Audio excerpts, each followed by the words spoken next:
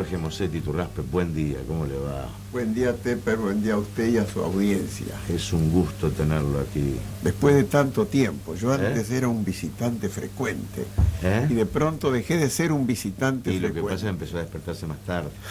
Eso es verdad. Nosotros seguimos. Eso es verdad. Si fuera una audición de tarde, estaría aquí todos los días. Ajá. Bueno, vamos a decir que en las próximas horas el doctor Jorge Mossetti Turraspe recibe el premio honoris causa de la Universidad Nacional del Litoral, un acto mañana.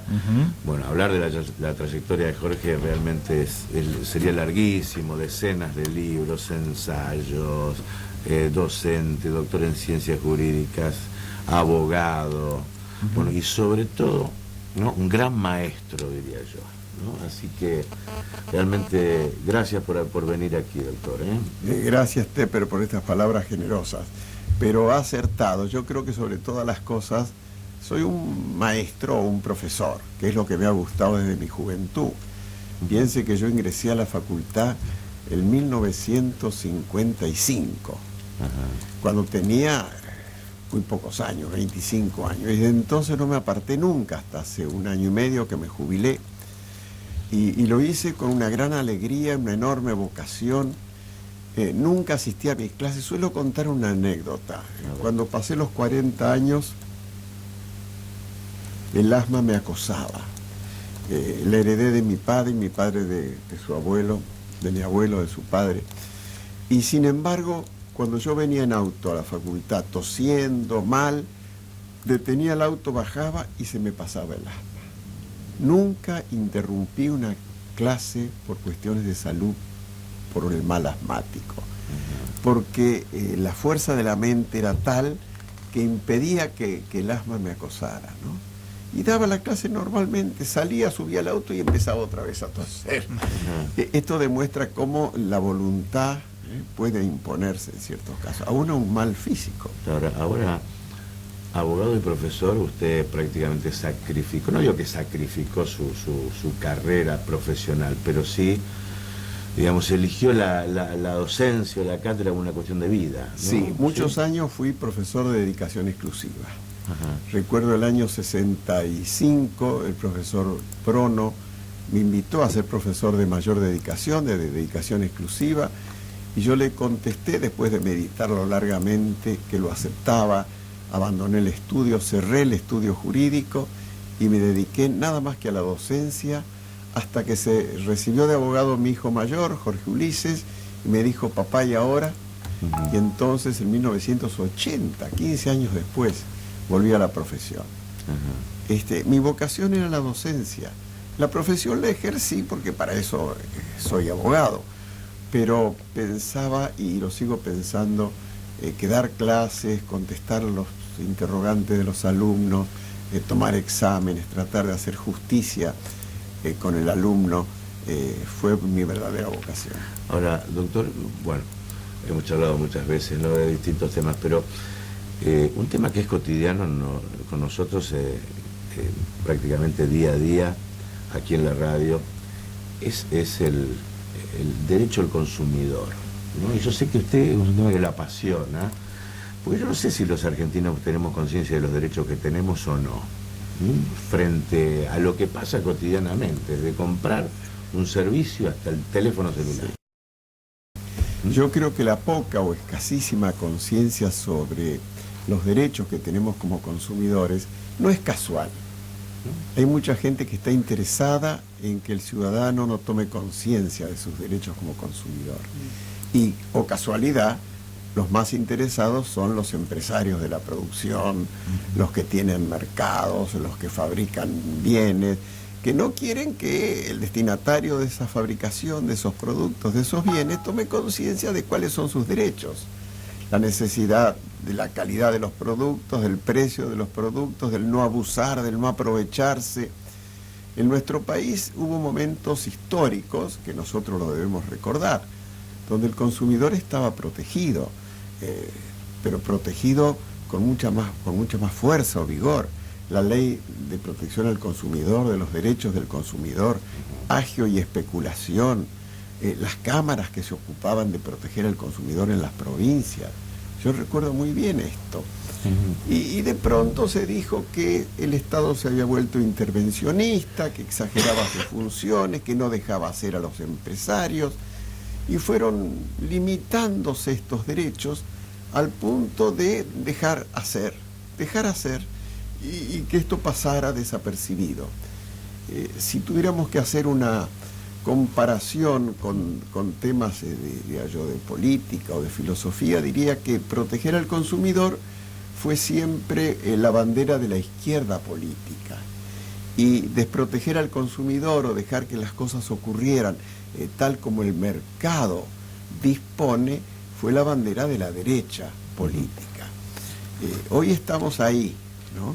Sí. Sin tener muy en claro si queremos realmente jugarnos por la protección, sí, o dejar que... Esto es una responsabilidad que parte desde el poder, en el dejar hacer, en el juego del mercado, o cuánto tiene que ver nuestra propia conciencia de ejercer esos derechos, cuánto tiene que ver lo nuestro, es un tema cultural. Sí, pero pongámonos en el caso concreto. Voy a un supermercado, sí, quiero comprar carne, observo que el producto está exageradamente caro, que lo han levantado al precio de una manera inadmisible, y protesto. Y me miran como diciendo, pero qué ocurrencia la suya protestar aquí. ¿Dónde tengo que ir a protestar? No existe hoy una oficina pertinente, y si existe, no hacen caso de este tipo de protestas. Es decir, el consumidor está hoy desprotegido. Pese a que el derecho está en la Constitución, en la reforma del 94 se lo incluyó. Sí. Y hay algunas que otras leyes, pero me parece que lo que falta es una acción fuerte del Estado en sí. Estas oficinas del consumidor deben tener fuerza. Así es. Las oficinas del consumidor debieran llamar a ese comerciante aprovechado, amenazarlo con una sanción, pedirle que se comporte de acuerdo a las normativas del mercado honestas y leales, y la cosa tendría fin allí mismo. Claro. Pero todos observamos que hoy día los empresarios, el grupo de los que abren los mercados, los que atienden los mercados, los dueños de los mercados, tienen más fuerza que el consumidor. Ahora, doctor, y esto nos preocupa. Usted cita un ejemplo siempre que yo lo aprendí de usted, que si aumenta el precio del tomate en Suiza, los vecinos se ponen de acuerdo y lo compran, ¿no? Eso sí, lo dijo usted en una charla de consumidor. Porque la gente cree que esto de proteger al consumidor, eso es una cuestión de las pequeñas repúblicas latinoamericanas, una cuestión de republiqueta, de gente... Y no es así. En el primer mundo, y esto de Suiza es un buen ejemplo, en el primer mundo el consumidor está muy protegido. Francia, Italia, Alemania, Suiza protegen a los consumidores y no permiten los abusos y los aprovechamientos. Ese ejemplo de que si tal fruta en Suiza aumenta centavos, toda la población se levanta y plantea ante las autoridades una queja para que ponga fin, es una realidad. Y aquí diríamos, no, ¿cómo es posible? Con la cebolla en el día de hoy. Escuché cuando venía para que la cebolla a 60 pesos, a 40 No, y entre nosotros hay grandes abusos. Ahora, pero... Y el precio de ¿quién controla el precio de la carne? Nadie. ¿Qué relación hay entre el precio en un mercado donde se vende el animal y el precio que llega al consumidor? Y la carne es el alimento básico de los argentinos. La carne, la leche, lo que le pagan al tambero de lo que llega a la góndola, ¿no? También. Ahora, si uno contara esto en otro país, diría, no puede ser. Ahora, ¿y cómo juega la publicidad en todo esto? Que creo que es lo otro también, porque hay todo un bombardeo exigiéndonos consumir. Y que creo que la mayoría de los ciudadanos estamos, no sé si desprotegidos, digamos, porque vamos por la calle y carteles a cada rato que nos exigen tomar esto, comer esto, los medios mismos, es parte de esto, ¿no? Hay una asignatura pendiente. Consuma más, consuma carne, tome leche. Y sin embargo nadie dice, tome leche que el precio está cuidado, consuma carne que está protegido. No. Esto falta. Esté usted al precio que le quieran cobrar, aguántese el precio que le quieran cobrar, le alcance o no le alcance, sea rico o sea pobre. Esto no puede ser. Yo creo que si algo debe hacer el Estado, como una materia principalísima, es cuidar el consumo de sus habitantes, cuidar la calidad y los precios. Y esto no quiere decir que el Estado se vuelva un Estado gendarme, un Estado que deja de ser democrático. No, quiere ser un Estado preocupado. Ahora, los regímenes capitalistas, en serio, uno discute hasta el precio de un taxi. Sí. ¿O no? Sí, claro que sí. Acá no. Acá no. Por eso poníamos los ejemplos de Europa, ¿no? En un mundo capitalista como es el mundo europeo, el mundo occidental, está el consumidor protegido. Le dice al taxista, ¿cuánto me cobra hasta el aeropuerto? Y te dice 20, no, es mucho. Bueno, 15. Sí, yo vine de mi casa hasta aquí recién en un taxi me cobraron 40 pesos, me parece una exageración. Lo tomé en la esquina de San Martín y Buenos Aires y llegué hasta aquí, San Martín y Monseñor Vicente Saspe, y llegué hasta aquí 40 pesos. Pero ¿cómo es esto? Bueno, todo el tema de tarifas de servicios públicos, ahí estamos más indefensos porque el Estado fija un número y estamos obligados a... Bueno, tómalo o déjalo. Contratos de concesión, es lo que dice. Sí, esto de los precios, cuidado. Claro. ¿No? Cuidado. Doctor, hablando de derechos, ¿no? Bueno, lo que está pasando en Tucumán y los escándalos de denuncias de fraude. En estos 30 años hemos retrocedido democráticamente en nuestro país en la formación de esta cuidada democracia, ¿o no? Esta es una pregunta muy difícil. Sí.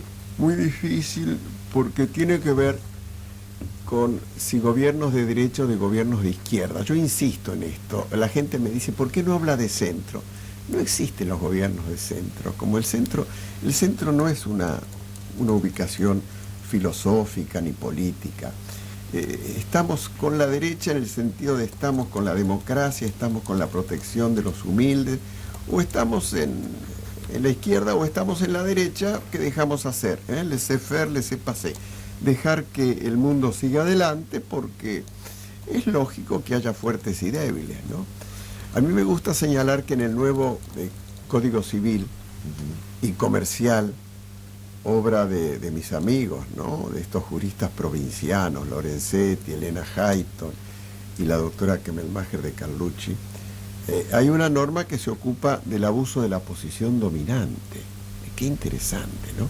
Esto no estaba en el Código de Vélez, ni estaba en la mayoría de los códigos, ni está en la mayoría de los códigos. Dentro de la sociedad civil hay gente que está en una posición dominante, ya sea porque es el dueño de una empresa, ya sea porque tiene empleados a su cargo, ya sea porque vende mercaderías y le pone el precio. Entonces ahora se habla de que este señor está en una posición muy cómoda, muy fácil para abusar de sus prerrogativas o derechos. Y entonces se puede recurrir a la justicia para que ese abuso sea dejado de lado y ese señor que ha cometido ese exceso, bueno, se vuelva un señor razonable. Abusar de la posición dominante está muy bien, ¿no? Sí. Porque no todos en la sociedad estamos en la misma posición. Aunque seamos democráticos, digamos, hay fuertes y hay débiles, hay protegidos y hay desprotegidos.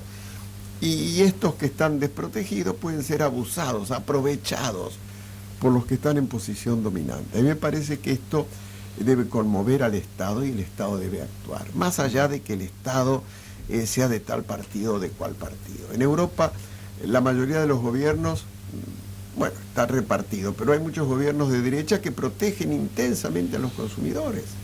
Porque esto va más allá de las posturas de derecha o izquierda, ¿no? Ahora, ¿esto no supone también un ejercicio permanente de los derechos de parte del ciudadano? Por supuesto. ¿O uno cree que únicamente cada 4 años ir a votar es suficiente? No, el ciudadano debe tener conciencia, pero no es fácil que el ciudadano tenga tiempo y tenga claridad de pensamiento como para asumir que es un ciudadano, que es un consumidor y que merece estar protegido. Porque frente a él hay alguien que, como dijimos, está en posición dominante. No es fácil. De donde yo creo que el Estado no puede permanecer pasivo, quieto, inerte, despreocupado. El Estado debe asumir esta postura. Y esto no deja de ubicarse como Estado de Derecho, no deja de ser algo específico, propio del Estado. Yo no observo esto. A veces converso con amigos del Partido Socialista y les señalo, yo no veo en Santa Fe que el Partido Socialista haga esta protección de los consumidores, cuando siempre ha sido una de las banderas del socialismo proteger a los consumidores. en todo el mundo, porque el consumidor es realmente el débil, es el ciudadano que necesita protección.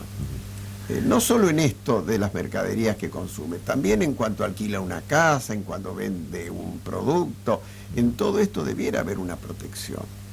Doctor, ¿cuántos años de docencia? Y bueno, desde el 55 son más de 60 años. De 60. Más de 60. Dando clases. Tengo 85. Comencé de 24 años, 61 años.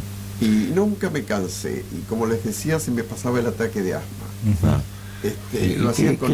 ¿Y qué le dejan estos pasillos después de 60 años? Nostalgia, ¿Sí? sí, nostalgia. Mañana tenemos esta reunión donde me van a homenajear. Yo no digo esto porque hiere mi humildad, pero lo he aceptado porque pienso que es lo que los alumnos me pueden decir después de tantos años.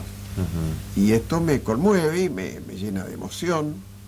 Sí. Yo me dediqué mucho a la docencia. Había días que tomábamos exámenes desde la mañana a la noche, seguidos. Y usted es calificado como un duro dentro de la docencia. Fui muchos años un duro, después aflojé un poco. Sí. Sí. Con los años era un uno duro. Piensa... El filtro era contratos, pasar contrato como set era Ustedes bravo. saben que era bravo. Mi padre fue profesor de la facultad, dio ética y público provincial, y siempre me decía... mi hijo, no tenés por qué aplazar tanto. Pensá que yo en 20 años de profesor he aplazado, qué sé yo, una docena y media, pero yo nunca aplazaba. Claro, eran otras materias, en ética, en público provincial. Yo daba contratos, daba obligaciones, son materias donde el alumno debe manejarse bien, debe saber o de lo contrario no puede aprobar. Sí, fui exigente. Pero fíjese, me congratula que cuando camino por San Martín y todos los días hago un recorrido, me paran muchos exalumnos. Algunos parecen tan viejos como yo. Sí, doctor, recuerdo cuando usted en la facultad me aprobó. Recuerdo que yo pasé contratos. ¿Después de cuántos exámenes? Bueno, digamos 2 o 3. ¿Cuántas bolas? ¿Cuántas? Después 4 o 5 bolas. Sí, ¿no? En Junín hay un estudiante que fue estudiante y ahora es abogado en Junín, provincia de Buenos Aires, que en la placa dice fulano de tal, abogado, y abajo dice 10 veces aplazado por el doctor Mosé. Dice, realmente, y eso lo tiene como un título honorífico. Dice, yo sé más que nadie, 10 veces aplazado en contrato. ¿Sí? Domino la materia. ¿Y qué anécdotas se lleva de eso? Hay miles de anécdotas, ¿no? Sí, muchas. No siempre, yo he tenido buenas relaciones con los alumnos. Esto me estaba acordando cuando venía para acá. Una sola vez, en esos años duros, donde la facultad era tomada por los estudiantes, yo tenía un despacho, no sé si se acuerdan, que estaba al desembocar de la escalera al primer piso. Sí. Lo que hoy es una oficina, un despacho enorme, realmente exagerado. Yo estaba todo el día allí, pero no tenía cama, eran sillones y escritorios. Y un día vinieron los estudiantes y me dijeron, doctor, tiene que abandonar este despacho, no es propio que usted ocupe un lugar tan importante. Y me mandaron al altillo de la Facultad de Derecho. Y yo acepté gustoso, porque me parecía que tenían razón, ¿no? Que lo mismo que podía hacer en ese despacho señorial, podía hacer en un altillo modesto. Y me mudé con una gran alegría. No tuve problemas con los estudiantes. Tal vez tuve más problemas con algunos directivos de la universidad, que no vamos a recordar hoy, algunos directivos de origen extranjero, que no comprendían que uno tuviera tales o cuales dedicaciones. Mi paso por la universidad fue muy grato y por eso, cuando los estudiantes mañana me hagan este acto, yo voy a decirles que no que me merezco esta distinción, sino que han sido parte importantísima de mi vida. Hay muchos de ellos en cargos muy importantes, incluso en estos años que pasó, hay mucha gente que ha llegado a ocupar cargos públicos de primera magnitud desde la facultad. Sí, me encuentro muchas veces. Los otros días lo encontré a Sanz, el político que recibido en Santa Fe, y me dijo, yo fui su alumno. Y así encuentro muchos. En Mendoza hay cantidad de políticos y de gente de empresa. Y aquí en Santa Fe ni decir, ¿no? Ni decir. En tantos años. Yo no sé, habrán pasado cientos de miles, ¿no? Porque imagínense, 50 años de profesor. Nunca sentí el cansancio de la docencia, no. Y como he dicho, y me parece que es elocuente, la docencia me hacía pasar los ataques de asma. Doctor, realmente ha sido un gusto tenerlo. Muchas aquí, gracias, Tepe. Para mí estar con ustedes tres, me congratulo de tener esta gente amiga a mi lado. Bueno, muchísimas gracias por haber venido. A ustedes. El doctor Jorge Mossetti Turraspe.